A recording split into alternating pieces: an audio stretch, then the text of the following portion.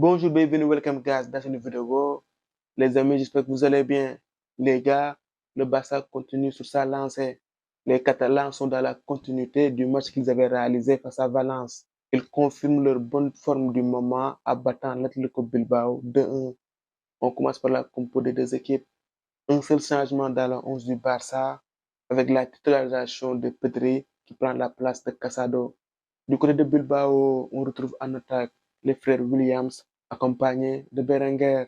À noter l'absence de Unai Simon qui est blessé.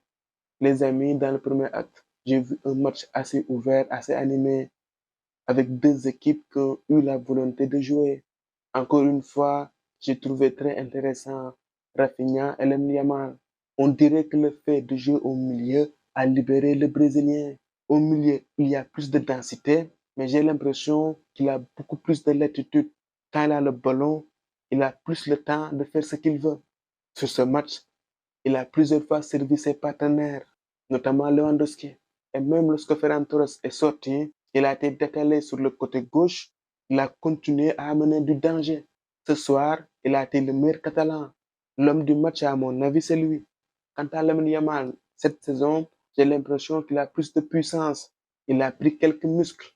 Sur ses appuis, je le trouve plus fort. Et à chaque fois qu'il touche le ballon, tu sens qu'il peut se passer quelque chose. Et lorsqu'il démarre, il est très difficile à arrêter.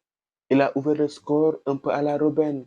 Il est rentré sur son pied gauche, puis il a enroulé. Les Basques ont tenté de jouer sur la vitesse des frères Williams. Nico, comme à son habitude, a été un danger constant, surtout en premier mi-temps. À deuxième, il s'est éteint. Il est à l'origine du penalty obtenu par Bilbao, avec sa talonnade qui élimine Balde et qui pousse Koubarsi à intervenir et à commettre la faute sur Berenguer. En deuxième mi-temps, ça a été plus difficile pour les Basques de répéter les efforts. Le Barça a pris l'ascendant. Les hommes de flic ont tenté de forcer la décision. Ils ont été pendant longtemps malheureux, à l'image de Lewandowski, qui a touché plusieurs fois les montants. Il a pu finalement donner l'avantage au Barça. Et les gars, sur cette action, il faut féliciter Rafinha. C'est lui qui a fait le job, c'est lui qui a fait le boulot, c'est lui qui fait la différence. Avec son double contact, qui trouve un peu de lancé, qui s'entre en retrait. Derrière, Lewandowski marque. Deux matchs de victoire pour le Barça face à des équipes difficiles à manœuvrer.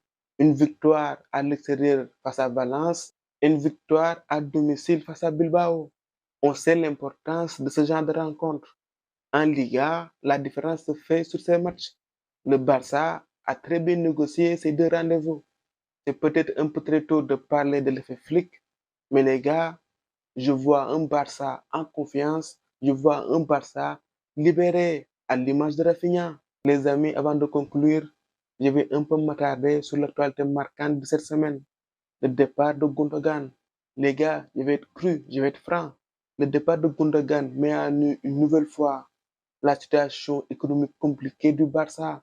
Les gars, on le sait tous, ce départ n'est pas dicté par le volet sportif. Le Barça est obligé de dégraisser afin de réduire sa masse salariale.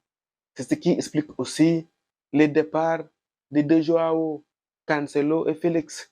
À un moment donné, on avait eu des échos comme quoi le Barça souhaitait les conserver, mais ils sont tous les deux repartis. Gundogan, à 33 ans, avait encore des choses à offrir au Barça. Il a un profil assez unique. Il a le don, lorsqu'il est placé un peu plus haut, d'être décisif, soit par une passe, soit par un but. La preuve, Pep n'a pas hésité à le reprendre. Sur l'aspect mental aussi, il pouvait faire grandir les jeunes du Barça en leur inculquant quelques valeurs, en leur inculquant la culture de la gagne. Il connaît le haut niveau et c'est un joueur exigeant. On se souvient tous de sa réaction après le Classico. Je le cite, je ne suis pas venu ici pour perdre ce genre de match. Je sors du vestiaire et il est évident que les gens sont déçus après un match si important, un match de cette envergure et avec un résultat aussi inattendu. J'aimerais voir davantage de colère, davantage de déception. Cela fait partie du problème. Cet état d'esprit est important pour des équipes comme le Barça. Pour ce genre d'équipe, la défaite ne doit pas être quelque chose de normal, quelque chose de banal. Ce que je retiens de ces mots, c'est que Gundogan, c'est un gagnant, c'est un compétiteur. Il pouvait inculquer ces valeurs-là aux jeunes. Les gars, comme vous le savez, je suis supporter du Real, mais j'aime pas voir le Barça en difficulté. Ce n'est pas bon pour la Liga et par conséquent pour le Real aussi.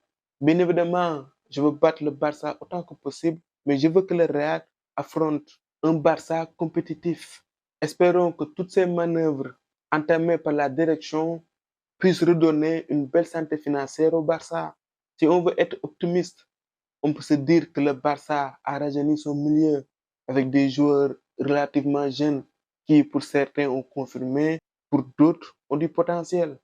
Gavi, Pedri, Fermin, De Jong, pour ne citer que. Ma seule inquiétude est que je ne vois pas de joueur dont le premier rôle est de jouer devant la défense, d'occuper le poste de sentinelle. Je pense que le Barça devrait recruter à ce poste, même s'il faut souligner que le jeune Bernal fait le job pour le moment. Il se débrouille plutôt bien. J'ai juste peur qu'il soit un peu limite dans les grands rendez-vous. Ce sera l'occasion de voir de quel bois il est fait. Mais bon, vous me donnerez comme réponse, comme disait l'autre, le foot a changé. Il ne faut pas me parler d'âge. Les amis, c'était tout pour cette vidéo. On se retrouve pour d'autres vidéos. À très bientôt pour de le football. Au micro, c'était Devrect pour vous servir.